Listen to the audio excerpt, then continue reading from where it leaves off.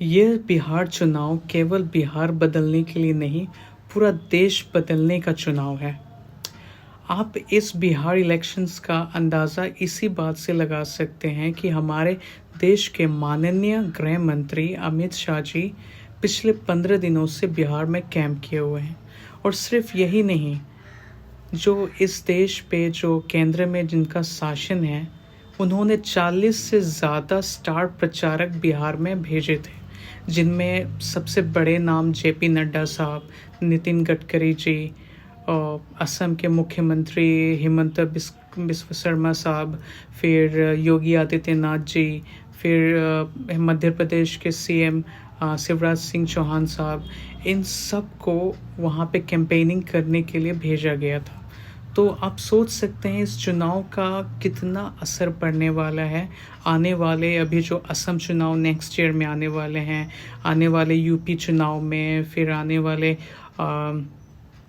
Waste Bengal elections में इसका बहुत बड़ा इम्पैक्ट पड़ने वाला है।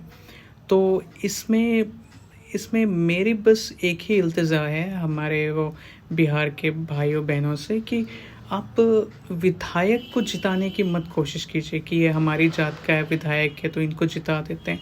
आप सरकार बदलने की सोचिए, सरकार बदलने की। अगर आपके पसंद का अगर कोई विधायक जीत भी जाता है तो उसमें भी सिर्फ और सिर्फ आपकी हार होगी, क्योंकि सरकार बदलेगा नहीं और जिसकी लाठी होगी उसी की भैंस होगी। अगर आपका विधायक जीत भी जाता है और सरकार किसी और की ही रह जाती है तो कुछ फ़ायदा नहीं होने वाला। सरकार बदलेगी तभी आपकी दशा बदलेगी और बिहार का तरक्की वाला दिशा भी बदल जाएगा। तो ये चुनाव बहुत मायने रखता है, बहुत मायने रखता है। अगर इलेक्शंस में अगर बोगस वोट नहीं पड़े होंगे और इलेक्शंस अगर रिग्ड नहीं हुआ होगा और अगर इम्पार्शियल तरीके से अगर इस इलेक्शंस को कंडक्ट करवाया गया होगा तो हो सकता है कि हमें चेंज दिखे। अब उम्मीद करते हैं कि क्योंकि अगर बिहार इलेक्शंस में अगर दोबारा यही सरकार वापस आती है तो इसका मतलब कि जनता खुश है। उनको जो धर्म का जो नशा दिया गया है वो सर चढ़ कर बोल रहे हैं, और जब धर्म का नशा जब चढ़ता है तो कुछ भी नहीं दिखता। वो सिर्फ एक धर्म के लिए मैंने नहीं कहा, हमारे में भी है, ऐसा नहीं।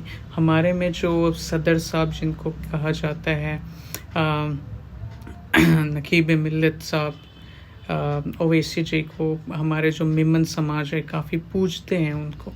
तो मतलब एक्सट्रीमिज़म हर चीज़ पर है, मैं इस बात में कोई दो राय नहीं है। लेकिन वही बात है, आपको मतलब मजहबी जो भी है या फिर धर्म से ऊपर उठ के सोचना होगा। भगवान को या खुदा को हमारी ज़रूरत नहीं है, हमें उनकी ज़रूरत है। ये बात सी छोटी सी बात है लेकिन किसी के सर में नहीं जाती। खैर कोई बात नहीं, हम उम्मीद करते हैं कि भाईचारा कायम रहे, क्योंकि आप कुछ भी कर लो, पॉलिटिशियंस एक हो जाएंगे, लेकिन अगर ये भाईचारा अगर टूटा तो दोबारा दुश्मनी का रूप ले लेगा। नफ़रत कब नासूर में तब्दील हो जाएगी कोई नहीं जानता। इसीलिए पॉलिटिक्स अपनी जगह पर है, आप अपने रिश्ते खुद बचा के रखिए। पॉलिटिक्स के चक्कर में अपने रिश्ते मत बिगाड़िए। बस एक छोटी सी इल्तिजा थी। मैं वक्त का तकाज़ा है, इंशाल्लाह फिर कभी मिलते हैं। अस्सलाम वालेकुम।